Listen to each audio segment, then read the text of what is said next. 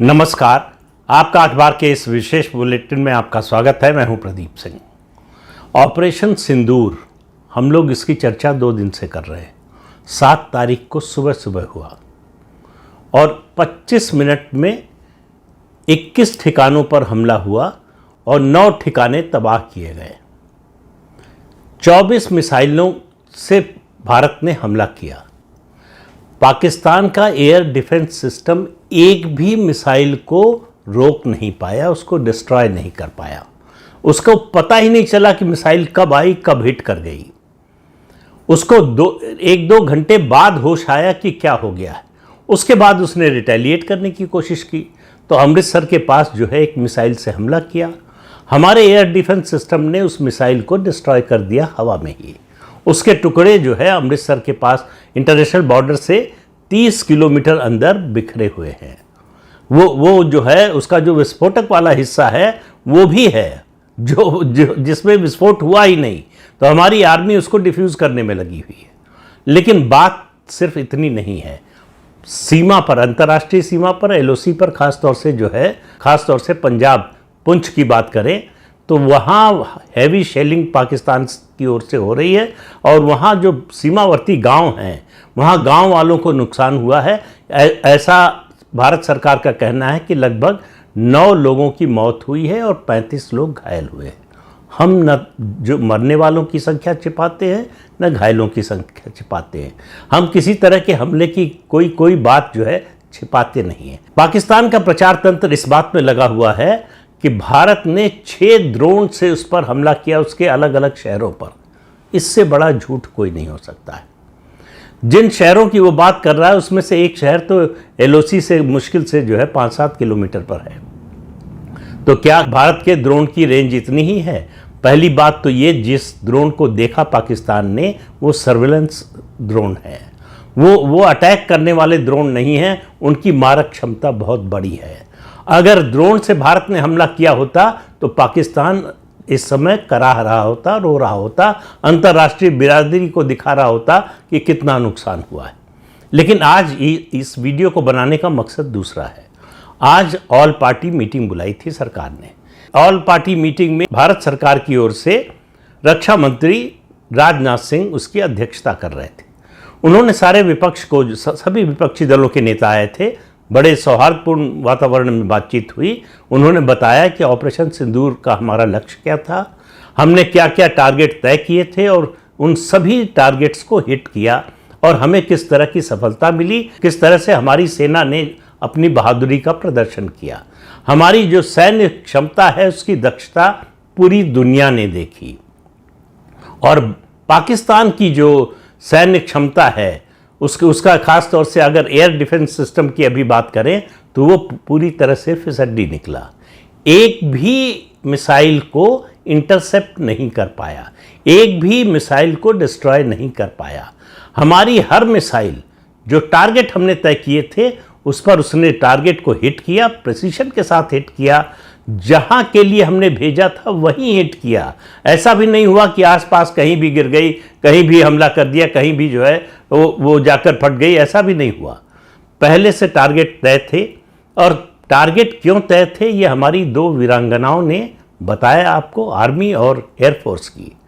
दोनों ने जो विस्तार से बताया कि ये टारगेट, इसमें इतने आतंकवादी घटनाओं को यहाँ से अंजाम दिया गया, यहाँ से आतंकवादियों को ट्रेनिंग दी गई, सबके बारे में विस्तार से बताया।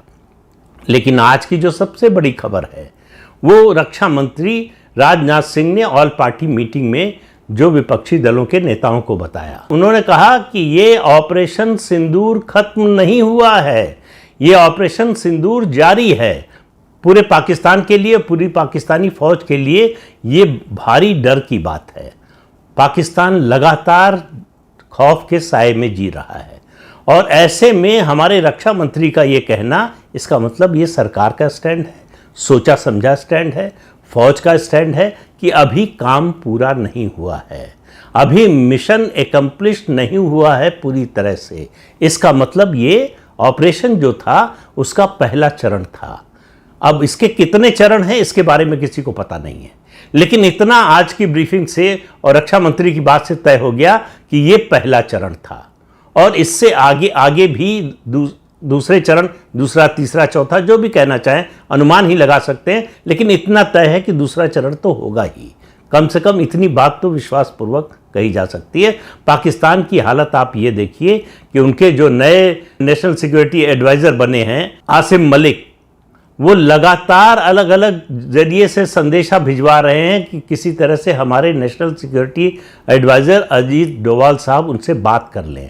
अजीत डोवाल साहब का जो स्टेचर है, उनकी जो हैसियत है, वो आसिम मलिक के बराबर की नहीं है। कोई हैसियत ही नहीं है आसिम मलिक की। और दूसरी बात, आप हमारे निर्दोष नागरिकों को मार रहे हैं। पहलगाम की घटना हुई, उसके बाद जो एलओसी पर लगातार फायरिंग हो रही है, उसमें जो एलओसी के पास के गांव के सिविलियंस मारे जा रहे हैं, इसका जिम्मेदार कौन होगा? पाकिस्तान को इसका भी हिसाब देना पड़ेगा। तो दोनों सेनाओं का जो एयर डिफेंस सिस्टम है, उसकी परीक्षा तो हो गई। उसमें जो है 72 घंटे भी नहीं लगे, हमारी 24 मिसाइलें गईं और अपने निशाने पर उन्होंने विस्फोट किया और निशाने को दागा और अपना काम पूरा कर दिया। उन्होंने एक मिसाइल छोड़ने की कोशिश की, उसको भी हमने हवा में ही मार गिराया। ये है हमारा एयर डिफेंस सिस्टम, ये है हमारा एंटी मिसाइल डिफेंस सिस्टम। तो भारत से मुकाबला करने की स्थिति में पाकिस्तान नहीं है। पाकिस्तान में बड़े पैमाने पर हाहाकार मचा हुआ है, हर शहर में लोग डरे हुए हैं। अब हालत ये हो गई है कि आम आदमी सड़क पर उतरकर पाकिस्तान की सेना के खिलाफ ही बयान दे रहा है। वो कह रहा है कि तुम भारत की सेना का मुकाबला नहीं कर सकते, तुम भारत की सेना के मुकाबले तुम्हारी कोई हैसियत नहीं है। ये उनके अपने लोग कह रहे हैं। तो किसी देश के लिए इससे बुरी बात क्या हो सकती है कि उसके आम लोगों का भरोसा उसकी सेना से उठ जाए, उसकी सेना की क्षमता पर लोगों को संदेह होने लगे। ये स्थिति पाकिस्तान में हो गई है। और जो अगला चरण होगा ऑपरेशन सिंदूर का, आप समझ सकते हैं कि उसका क्या नतीजा होगा। हमारा पहले जो स्टैंड था वो अब भी स्टैंड है कि हमारी जो भी कार्रवाई है वो आतंकवाद के खिलाफ है। हमने न तो पाकिस्तान के किसी मिलिट्री इंस्टॉलेशन को हिट किया है, न उनकी आम जनता को, आम नागरिक को हिट किया है। अब पाकिस्तान कह रहा है कि हम जवाब देंगे। जवाब देना उसके लिए मजबूरी है। जो उनके आर्मी चीफ हैं आसिम मुनीर, उनके लिए मुंह दिखाना मुश्किल हो रहा है। उनको जवाब तो देना पड़ेगा, लेकिन सवाल यह है, उनके सामने समस्या यह है कि पूरी दुनिया देख रही है, वो जवाब क्या देंगे। भारत ने जो अटैक किया, भारत ने जो हमला किया, भारत ने जो एक्शन लिया, वो पाकिस्तान के जो आतंकवादी ट्रेनिंग कैंप थे उन पर किया, जहां आतंकवादियों को शरण दी जाती थी, ट्रेनिंग दी जाती थी। भारत में तो कोई जो है आतंकवादियों का ट्रेनिंग कैंप है नहीं जिस पर वो हमला करेंगे। 2 ही जगह पे हमला कर सकते हैं, बल्कि 3 जगह पे कह सकते हैं। एक हमारे आर्मी इंस्टॉलेशन पर या हमारी आर्मी पर कर सकते हैं, दूसरा हमारे आम नागरिकों पर कर सकते हैं, और तीसरा हमारे जो महत्वपूर्ण इंस्टॉलेशंस हैं इंफ्रास्ट्रक्चर के, और उनमें सबसे पहले डैम, जिसके बारे में वो पहले धमकी दे चुके हैं कि अगर पानी रोका तो हम डैम उड़ा देंगे। डैम उड़ाना इतना आसान नहीं होता, और पाकिस्तान की क्या क्षमता है ये हम देख चुके हैं। पाकिस्तान ऐसी कोशिश भी करेगा तो तय है कि वो नाकाम ही होने वाला है।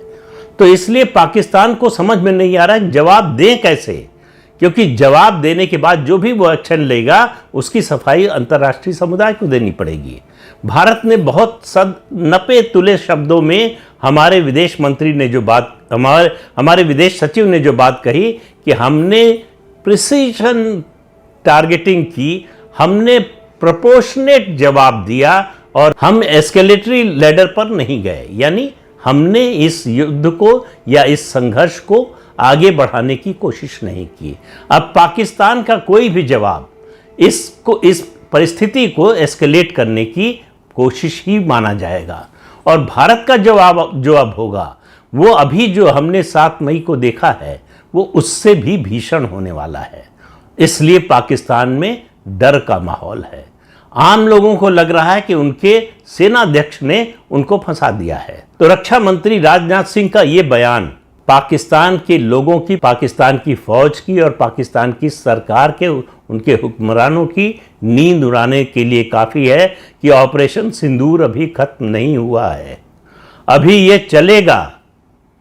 तो पाकिस्तान संभल जाए, वो तय कर ले कि उसको क्या करना है, उसको अपने को और अपने लोगों को बचाना है या फिर आ बैल मुझे मार वाली कहावत पर चलना है। तो इस अंक में इतना ही, अगले अंक में फिर मिलेंगे किसी नए मुद्दे के साथ। तब तक के लिए अनुमति दीजिए। आपसे अनुरोध है कि ये चैनल देखें, शेयर कीजिए, लाइक कीजिए और सब्सक्राइब ज़रूर कीजिए। नमस्कार।